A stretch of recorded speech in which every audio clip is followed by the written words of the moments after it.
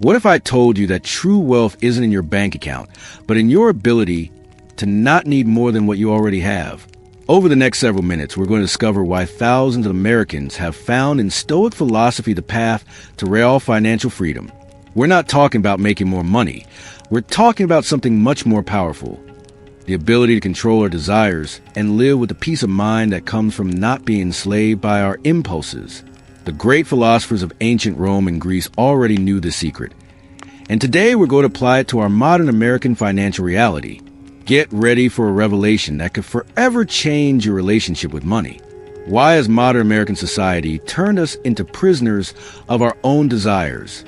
We live in an era where every single day we're bombarded with thousands of messages telling us we need more. More clothes, more technology, more comfort, more of everything. But here's the fundamental problem that few people understand. Consumerism isn't just an economic trend. It's a system designed to keep us in a perpetual state of dissatisfaction. The Stoic philosophers like Epictetus, Marcus Aurelius, and Seneca understood over 2,000 years ago something we've forgotten. Human desire, when left unchecked, becomes an infinite source of suffering. No matter how much we have, we always want more. This is the most subtle but most devastating trap of our time. Think right now about your spending from last month. How many purchases did you make because you truly needed them? And how many were the result of an impulse, a momentary emotion, the feeling that you deserve something special? Most of us would discover that a large portion of our money goes to things that don't actually improve our lives, but instead feed an emotional void that never gets filled by buying. Stoicism teaches us that there's a fundamental difference between what's in our power and what isn't. In our power are our thoughts, our decisions, our actions, and our reactions. Outside our power are other people's behavior, external circumstances, the state of the economy, market trends. However, consumer society has trained us to focus all our energy on what's outside our control. We worry about having the latest smartphone, wearing a brand of clothing that's trendy, driving the car that projects the right image. But all these things are outside our control in the deepest sense. We don't control whether the brand we like will continue to exist. We don't control whether our phone will become obsolete in 6 months. We don't control whether our car will maintain its value. What we do control is our relationship with these things. We control whether we need them to feel good about ourselves. We control whether we allow them to define our worth as people. We control whether we're going to spend money we don't have to get them.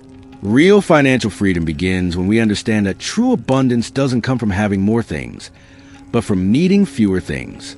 This isn't an invitation to poverty or a life of deprivation. It's an invitation to true wealth, the wealth of someone who isn't enslaved by their desires.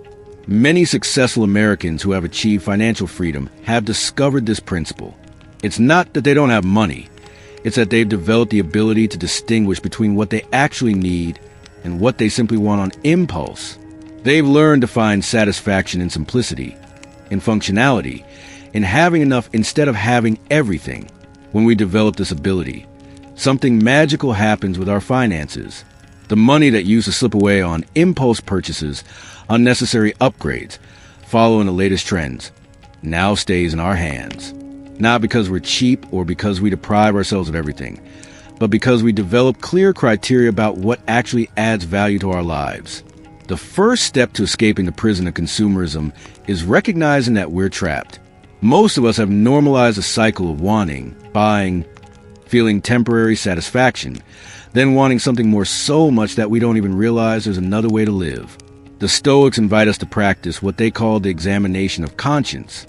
At the end of each day, asking ourselves, what did I spend today? Why did I spend it? Was it a conscious and deliberate decision, or was it a reaction to an emotion, an impulse, external pressure? Did this purchase bring me closer to my life goals, or take me further from them? This practice, done with honesty and consistency, reveals patterns we'd never noticed. We discover that many of our purchases are motivated by emotions. We buy when we're bored, stressed, sad, anxious, or when we want to celebrate. We buy to fill emotional voids that have nothing to do with the things we're buying. Once we identify these patterns, we can begin to develop alternatives. Instead of buying when we're stressed, we can go for a walk, call a friend, read a book, meditate. Instead of buying to celebrate, we can spend time with people we love, enjoy nature, reflect on our achievements. The second step is developing what the Stoics call the virtue of temperance. Temperance isn't deprivation, it's proportion.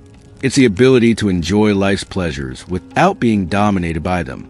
It's eating without gluttony, drinking without getting drunk, spending without going into debt, enjoying without becoming dependent. Temperance in the financial realm means developing clear criteria for our spending decisions.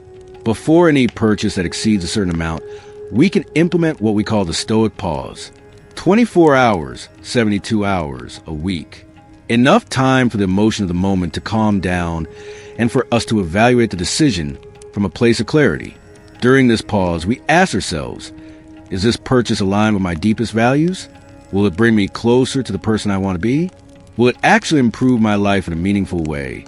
Or will it just satisfy a temporary impulse? Can I afford it without compromising my financial security or my long-term goals? Most of the time, we discover that the buying impulse disappears during the pause. What seemed urgent and important in the moment reveals itself as a passing whim. And when we actually decide to make a purchase after this reflection, we enjoy it much more because we know it was a conscious decision aligned with our values. The third step is completely redefining what it means to have enough.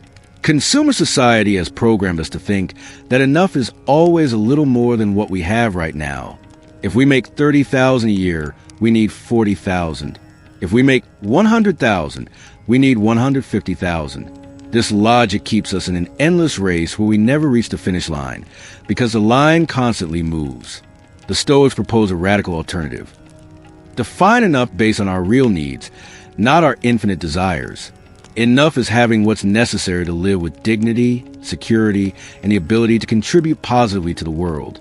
Enough is having a safe roof over our heads, nutritious food, adequate clothing, access to education and healthcare, and the ability to help others when necessary. When we redefine enough this way, something extraordinary happens. We discover we already have much more than enough. The financial anxiety we felt wasn't because we didn't have enough money. It was because we hadn't clearly defined what enough meant for us.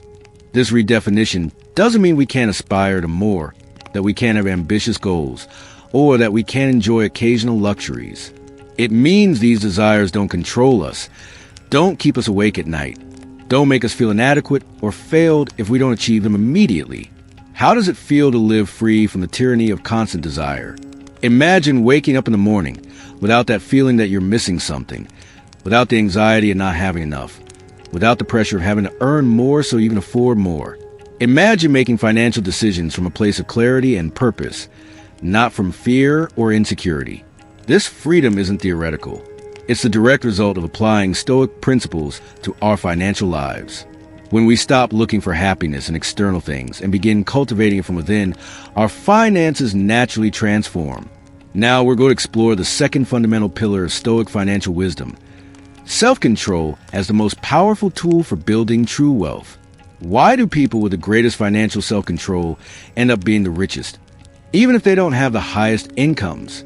The answer will take us to the heart of what it really means to be prosperous. Self-control isn't simply saying no to impulse purchases. It's something much deeper and more powerful.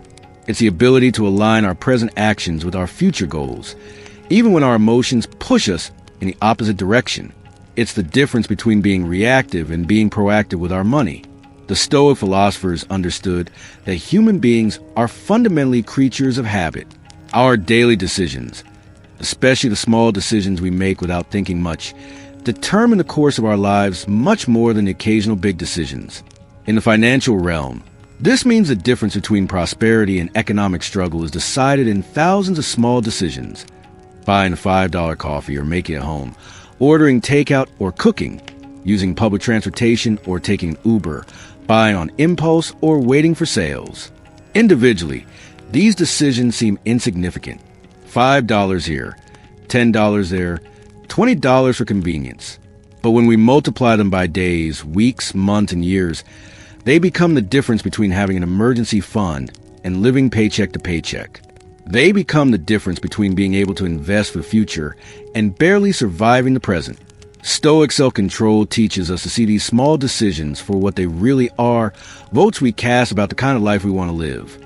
Every time we choose immediate gratification over long-term benefit, we're voting for a life of financial dependence. Every time we choose long-term benefit over immediate gratification, we're voting for a life of financial freedom. But here's the most important aspect that few people understand about self-control. It's not about deprivation. It's about power. When we develop genuine self-control, we don't feel like we're depriving ourselves of something. We feel powerful because we regain control over our decisions. Think about the difference between someone who doesn't eat sweets because they're on a diet and feels miserable about it, and someone who doesn't eat sweets because they've consciously decided they value their long-term health more than the momentary pleasure of sugar. The first person feels deprived and will probably end up abandoning the diet. The second person feels empowered and will probably maintain their healthy habits for life. The same thing happens with money. When we develop genuine financial self-control, we don't feel like we're depriving ourselves of things we want. We feel like we're the captain of our own financial ship, making conscious decisions about the course we want to follow. This type of self-control develops gradually, like a muscle that strengthens with exercise. The Stoics recommended starting with small acts of self-discipline in seemingly insignificant areas. Choosing water instead of a sugary drink. Walking instead of taking transportation when we have time. Reading instead of watching television. Saving loose change instead of spending it. These small acts of self-discipline have an extraordinary cumulative effect. Not only do they save us money directly, but they strengthen our general capacity to make difficult decisions. Every time we choose what's best for us long-term over what we want in the moment, we're building our self-control capacity. Once this capacity strengthens enough, we can apply it to more important financial decisions. We can choose to live in a smaller apartment to save money, instead of renting something that absorbs most of our income. We can choose to buy a reliable used car instead of going into debt for years to have a new model. We can choose to cook at home most nights instead of spending a fortune on restaurants. These decisions, made consistently over years, create a financial difference that's literally the difference between freedom and economic slavery. People with developed financial self-control aren't smarter than others, nor do they necessarily make more money. They've simply developed the ability to make their money work for them instead of working for their money. Self-control also frees us from one of the biggest wealth destroyers in the modern world, the need to keep up appearances. Many people spend enormous amounts of money on things they don't need to impress people who probably don't matter to them as much as they think. Designer clothes, luxury cars, houses bigger than necessary, extravagant vacations paid for with credit cards. The Stoics teach us that true wealth is invisible to others. It's the peace of mind of knowing we have enough money saved to face an emergency. It's the freedom to be able to say no to a job we don't like, because we have enough money saved to maintain our standard of living while we look for something better. It's the ability to help a family member in crisis without compromising our own financial stability. This invisible wealth is much more valuable than any external status symbol, but it requires self-control to build because its benefits aren't immediately visible. It requires the ability to value substance over appearance, security over prestige, freedom over social recognition. Financial self-control also allows us to take advantage of opportunities that people without self-discipline can't see. When we have money saved and aren't trapped in the cycle of spending every dollar we earn, we can invest when prices are low. We can buy in bulk when there are significant discounts. We can invest in our education or in developing new skills that will increase our future income. These opportunities are available to everyone, but they can only be seized by those who have developed the discipline to live below their means and maintain cash reserves available. Self-control not only protects us from destructive financial decisions, but positions us to take advantage of constructive opportunities. But perhaps the most important benefit of financial self-control is the peace of mind it provides. When we know we can control our spending impulses, when we know we can live comfortably on less than we earn, when we know we build a solid financial foundation, we experience a type of tranquility that can't be bought with money. This tranquility frees us to focus on things that really matter: our relationships, our personal growth, our contribution to the world. When we're not constantly worried about money, when we're not constantly wanting things we can't afford, We have mental and emotional energy available for the things that make life truly rich. How do we develop this type of self-control and practice? The Stoics recommended specific exercises that we can adapt to our modern situation. The first is the practice of voluntary delay. Every time we feel the impulse to buy something that isn't absolutely necessary, we wait. 24 hours for small purchases, a week for medium purchases, a month for large purchases. During this waiting period, we don't tell ourselves we can't have the thing we want. We simply postpone the decision. This eliminates the feeling of deprivation that makes self-discipline unsustainable. Instead, we focus on other activities, other projects, other sources of satisfaction. Most of the time, we discover that the buying impulse disappears during the waiting period. What seemed important and urgent reveals itself as a passing whim. And when we occasionally decide to make the purchase after the waiting period, we enjoy it much more because we know it was a conscious and deliberate decision. The second exercise is what we could call luxury fasting. Once a month, we choose to live more simply than usual. We eat only basic and nutritious meals. We use only public transportation. We entertain ourselves with free activities. We don't buy anything that isn't absolutely essential. This exercise isn't to save money, although that's a secondary benefit. It's to remind ourselves that we can be happy and comfortable with much less than we normally think we need.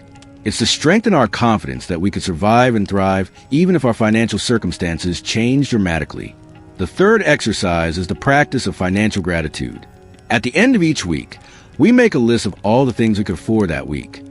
The food we ate, the roof we slept under, the clothes we wore, the transportation we used, the services we enjoyed. We calculate approximately how much all this would have cost if we had to buy it again. This exercise helps us recognize that we're already rich in ways we normally take for granted. It helps us appreciate what we already have instead of constantly focusing on what we lack. And this appreciation is a foundation of contentment, which is a foundation of true wealth. Financial self-control isn't the enemy of enjoying life. It's what makes true enjoyment possible. When we're not constantly anxious about money, when we're not constantly wanting things we can't afford, when we build a solid financial foundation, we can enjoy life's simple pleasures without the shadow of financial worry. We can enjoy a meal with friends without mentally calculating how much each bite is costing us. We can plan a vacation without the anxiety of how we're going to pay for it. We can buy a gift for someone we love without compromising our financial security. We can be generous with others without resentment because we know we're not compromising our own well-being. This is the true freedom that financial self-control provides. The freedom to live without constant money pressure. The freedom to make decisions based on our values instead of our financial limitations. The freedom to be generous both with ourselves and with others. Now we're going to explore one of the most profound aspects of Stoic financial wisdom. Preparation as the antidote to economic anxiety. Why are the most financially peaceful people not necessarily those who have the most money, but those who are best prepared for any eventuality? The Stoic philosophers developed a practice they called premeditation of evils or premeditatio malorum. This practice consisted of regularly imagining the worst things that could happen, not to torment themselves with negative thoughts, but to prepare mentally and practically to face life's difficulties. In the modern American financial context, this practice is extraordinarily relevant and powerful. Most people live in a bubble of unrealistic financial optimism. They assume their income will continue to be stable or grow constantly. They assume there won't be economic crises that affect them. They assume they won't have unexpected medical expenses, family problems that require financial support, or urgent needs they hadn't anticipated.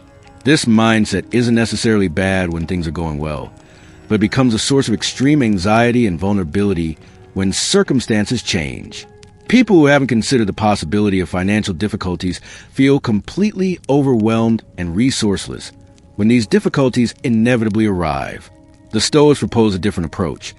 Accept that life includes difficulties and unexpected changes, and use this acceptance as motivation to prepare ourselves in the best possible way.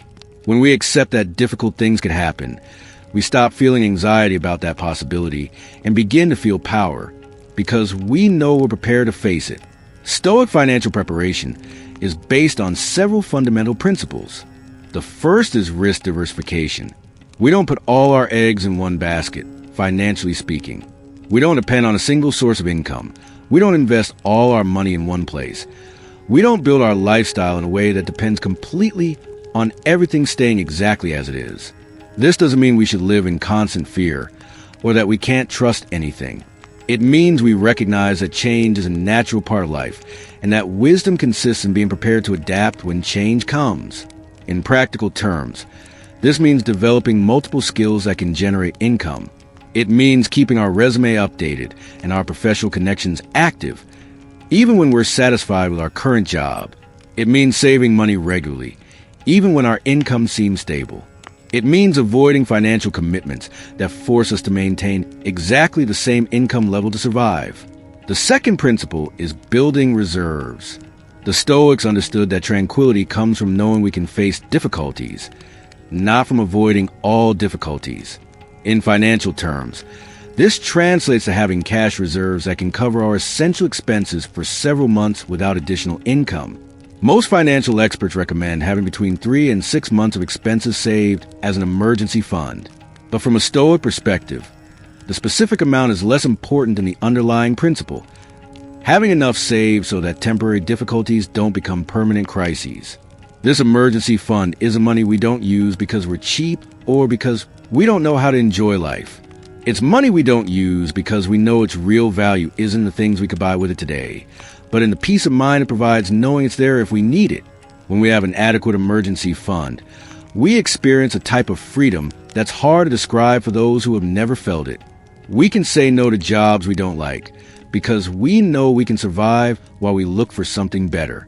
We can take calculated risks to improve our circumstances because we know we have a safety net if things don't go as expected. We can face unexpected expenses without panic because we know we have the resources to handle them. We can help family or friends in crisis without compromising our own stability. This freedom is worth much more than anything we could buy with that money. The third principle is the practice of economic simplicity. This doesn't mean living in poverty or depriving ourselves of all comforts. It means building a lifestyle that can be maintained with variable income and that doesn't depend on everything going perfectly to be sustainable. The Stoics greatly valued what they called sufficiency, having enough to live with dignity and comfort, but not so much that our happiness depends on maintaining a very high level of luxury. When our lifestyle is relatively simple, we have much more flexibility to adapt to changes in our circumstances. If we lose our job, we don't need to immediately find another job that pays exactly the same to maintain our lifestyle. If there's an economic crisis, we don't need to panic because our essential expenses aren't that high. If we want to change careers or start a business, we can do it without risking our basic survival. This economic simplicity also protects us from what we could call lifestyle inflation. Many Americans, when their income increases, proportionally increase their expenses. They buy a more expensive house, a more luxurious car, more costly clothes, more elaborate vacations. Soon, they're spending as much of their new higher income as they spend their previous lower income. The problem with this is that it makes us completely dependent on maintaining that new income level. Any reduction in income becomes a crisis because we build a lifestyle that requires exactly what we're earning now. We have no flexibility, no margin for error, no capacity for adaptation. The Stoics suggest a different approach. When our income increases, increase our savings and investments much more than our expenses. Enjoy some improvements in our lifestyle, but keep most of our expenses at a level we can sustain even if our income decreased significantly. This practice gives us the best of both worlds. We can enjoy the benefits of higher income through greater financial security and occasional luxuries, but we don't become prisoners of a lifestyle that requires everything to go perfectly to be sustainable. The fourth principle of Stoic financial preparation is continuous education. The Stoics firmly believed in the power of knowledge to handle life's difficulties. In the financial context, this means continuing to learn about money, investments, taxes, insurance, estate planning, and other aspects of financial life throughout our lives. Many Americans treat financial education as something they need only when they're in crisis or when they have a lot of money to manage. But the Stoics teach us that the best time to learn about something is before we urgently need it. When we're in crisis, our emotions are disturbed and our ability to make wise decisions is compromised. when we have a lot of money to manage. Mistakes can be very costly. The ideal time to learn about personal finance is now, regardless of what our current situation is. Every book we read, every course we take, every conversation we have with more financially experienced people better prepares us to make wise decisions when those decisions really matter. This education doesn't need to be formal or expensive. There are countless free or low-cost resources available to anyone who wants to learn. What's important is developing the habit of continuously seeking greater understanding about how money works in the real world. The fifth principle is the practice of mental flexibility. The Stoics understood that one of the greatest sources of human suffering is our resistance to change.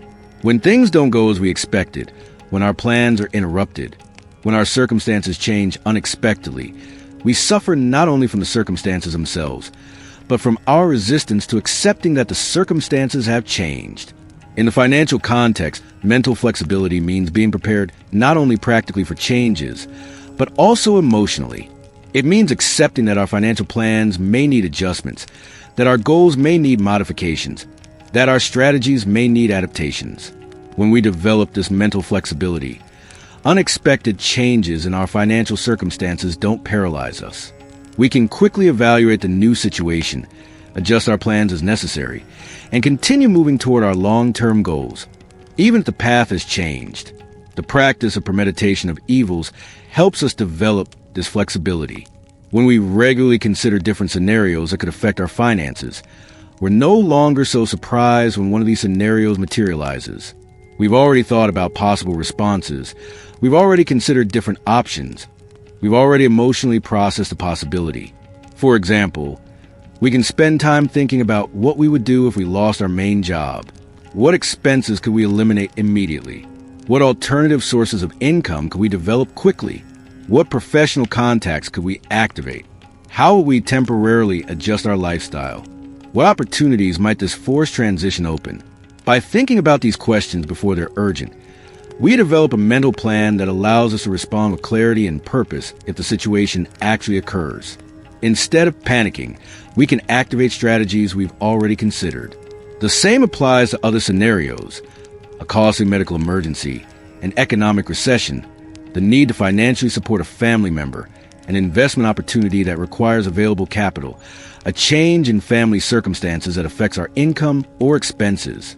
Stoic financial preparation frees us from fear because it transforms the unknown into the known. Instead of vaguely fearing that something bad might happen, we have clarity about the specific risks we face and confidence in our ability to handle them. This preparation also allows us to take advantage of opportunities that others can't see or can't take. When there are economic crises, those who are prepared can invest when prices are low. When there are changes in our industries, those who are prepared can adapt more quickly. When opportunities arise that require capital or flexibility, those who are prepared can act while others hesitate. Preparation isn't pessimism. It's practical realism combined with optimism about our capacity to face whatever comes. It's recognizing that life includes difficulties and using that recognition as motivation to build the strength and resources necessary to thrive regardless of circumstances. Now we come to one of the most transformative aspects of Stoic financial wisdom: completely redefining what it means to be rich. What if I told you that most people we consider rich are actually impoverished, while some people we consider middle class are truly prosperous? The confusion about the true nature of wealth is one of the main causes of financial anxiety in the modern American world. We've been conditioned to measure wealth by external indicators: the size of the bank account, the value of possessions, the income level, the prestige of the job, the neighborhood where we live, the car we drive. But the Stoic philosophers propose a completely different metric for evaluating wealth. From their perspective, a truly rich person isn't necessarily someone who has more money, but someone who has more freedom. And real financial freedom doesn't come from having enormous amounts of money, but from having control over our needs and desires. Think about two Americans. The first makes $200,000 a year, lives in a $500,000 house, drives a luxury car, wears designer clothes, and takes expensive vacations.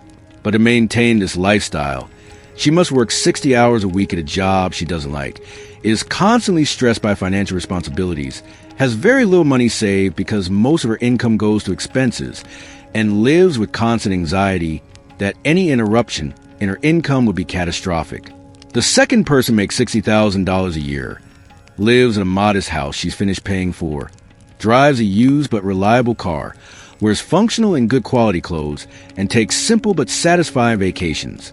She works 40 hours a week at a job she finds meaningful, has very little money-related stress, has saved enough to live comfortably for several years without additional income, and feels calm and secure about her financial future. Which of these two people is really richer? According to traditional external metrics, the first person is richer, according to Stoic metrics of freedom and tranquility. The second person is enormously richer. The first person is enslaved by her high expenses and her need to maintain high income. She has no freedom to change jobs, take risks, dedicate time to what really matters to her, or even relax without anxiety. Her external wealth hides an internal poverty of options and tranquility. The second person has the most valuable wealth of all, options. She can choose how to spend her time. She can take calculated risks. She can help others without compromising her own security. She can dedicate mental and emotional energy to things that really matter because she's not constantly worried about money. This distinction is fundamental to understanding Stoic financial wisdom. The Stoics weren't against money or having possessions. They were against being possessed by our possessions. They were against building lives that require ever-increasing amounts of money to sustain the illusion of success. True Stoic wealth is based on three fundamental pillars. The first pillar is sufficiency, having enough to live with dignity, comfort, and security without needing more to feel successful or valuable. Sufficiency isn't a specific number of money, but a healthy relationship between our real needs and our available resources. When we reach sufficiency, we experience something extraordinary: psychological abundance. We no longer feel that constant sensation that we're missing something, that we need more to be happy, that our worth as people depends on acquiring more things. Instead, we experience a deep sensation that we have what we need and can be grateful for it. This psychological abundance is independent of the absolute amount of money we have. A person can experience it with $50,000 a year if they've developed a healthy relationship with their needs and desires. Another person may never experience it, even with millions of dollars, if they're constantly focused on what they don't have instead of appreciating what they do have. The second pillar of true Stoic wealth is autonomy, the ability to make decisions about our life based on our values and goals, not on our financial limitations.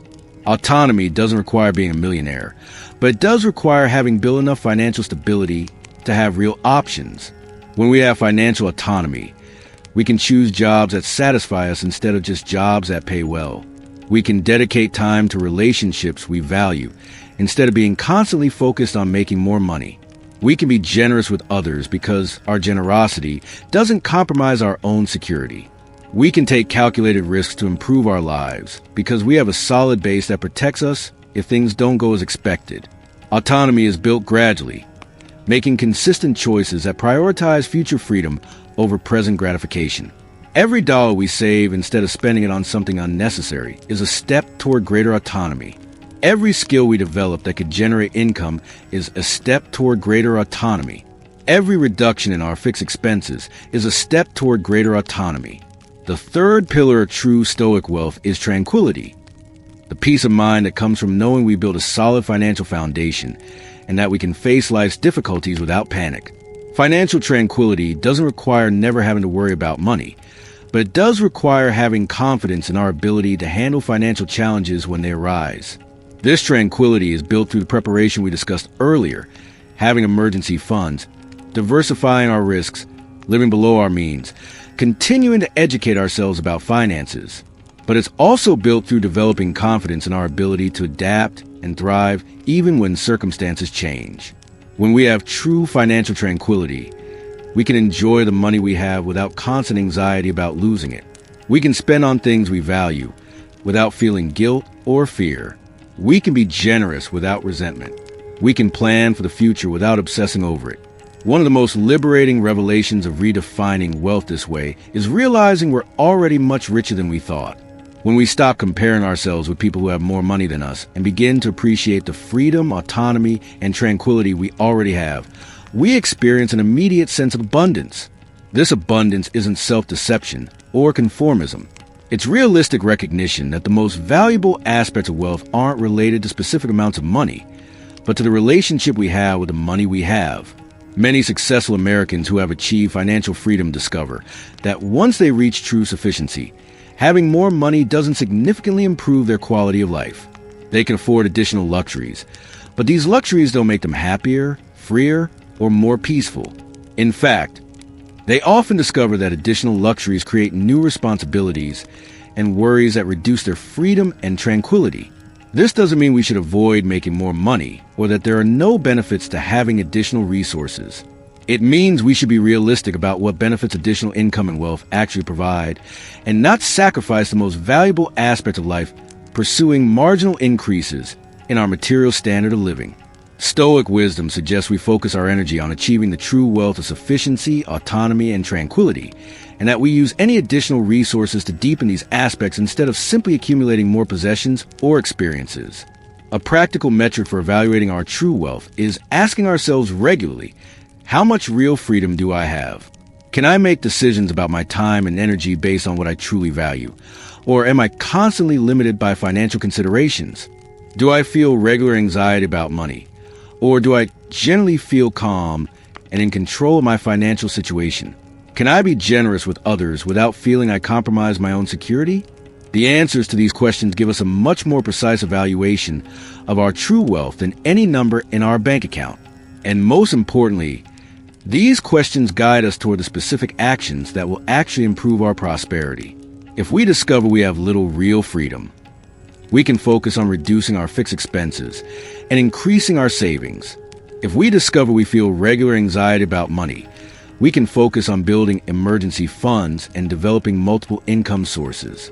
If we discover we can't be generous without anxiety, we can focus on living below our means and building more margin in our budget. The beauty of defining wealth this way is that it's completely under our control. We don't depend on the economy doing well, on our bosses giving us raises, on our investments having exceptional returns, or on winning the lottery. We depend on our own decisions, habits, and discipline. We can begin building true wealth today, no matter what our current financial situation is. We can begin living below our means, saving money regularly, educating ourselves about finances, reducing our material needs, developing multiple income-generating skills. Each of these actions brings us closer to the true wealth of freedom, autonomy, and tranquility. And each step in this direction immediately improves our quality of life, even before we reach our long-term financial goals. Gratitude plays a fundamental role in this redefinition of wealth. The Stoics understood that gratitude isn't just a pleasant feeling, but a practical tool for prosperity. When we regularly appreciate what we already have, we experience psychological abundance regardless of how much we have in absolute terms. This psychological abundance frees us from the destructive cycle of constant comparison with others. Instead of feeling poor because someone else is more than us, we feel rich because we recognize the value of what we already possess. Instead of feeling inadequate because we can't afford certain luxuries, we feel fortunate for the comforts and opportunities we do have. The practice of financial gratitude can be as simple as making a weekly list of all the things we could afford, all the opportunities we had, all the resources we could use. Or it can be as profound as regularly reflecting on how our current situation compares to that of most people throughout human history. When we develop this perspective of gratitude, something magical happens with our finances. We stop feeling the constant urgency to spend money to fill emotional voids. We stop needing purchases to feel good about ourselves. We stop using money as a measure of our personal worth. Instead, we begin to see money for what it really is, a tool that can help us live according to our values and contribute positively to the world. When money is a tool instead of a measure of our worth, we make better decisions about how to earn it, save it, spend it, and invest it. As we reach the end of our journey through Stoic financial wisdom, it's important to remember that these principles aren't just abstract ideas to contemplate. They're practical tools that can transform our relationship with money and, by extension, our overall quality of life. Consumerism has sold us the idea that we are what we own, that our worth is measured by our acquisitions, that happiness can be bought if we have enough money. The Stoics offer us a liberating alternative. We are what we choose. Our worth is measured by our character and our actions, and happiness comes from living according to our deepest values. This alternative doesn't require us to renounce a material world or live in voluntary poverty. It requires us to develop a conscious and intentional relationship with money, to distinguish between what we actually need and what we simply desire, to build our security and freedom step by step, day by day. The principles we've explored, controlling desires, developing self-control, preparing for difficulties, and redefining wealth, aren't final destinations but continuous practices. Like any valuable skill, they improve with time and repetition. Every time we choose to save money instead of spending it impulsively, we're practicing Stoic self-control. Every time we prepare for possible difficulties instead of ignoring them, we're building true security. Every time we appreciate what we already have instead of focusing on what we lack, we're cultivating real abundance. These practices gradually free us from the financial anxiety that paralyzes so many Americans in the modern world. They give us the confidence that comes from knowing we can prosper regardless of circumstances. They provide us with the tranquility that comes from having control over our financial decisions. But perhaps most importantly, they connect us with a tradition of wisdom that has helped people live well for over 2,000 years. The specific challenges we face may be different from those faced by the ancient Stoic philosophers, but the fundamental principles for living a prosperous and meaningful life remain constant. America needs more people who value wisdom over materialism, who seek real freedom instead of the appearance of success, who build their security on solid foundations of self-control and preparation instead of optimistic hopes that everything will always work out perfectly. You could be one of those people. You can start today applying these principles to your financial life. You can begin experiencing the freedom that comes from not being enslaved by your desires. You can begin building the true wealth of autonomy, sufficiency, and tranquility. The first step is simply deciding you want a different relationship with money. The second step is beginning to implement one practice at a time, one day at a time. The third step is connecting with others who share these values and can support you on your path to true prosperity. Stoic financial wisdom isn't a passing fad or a get-rich-quick scheme. It's a proven path to freedom, tranquility, and real abundance. It's an invitation to join thousands of Americans who have discovered that the richest life isn't the one that has the most things, but the one that's most free from a need to have more things. This is your invitation to begin that path today.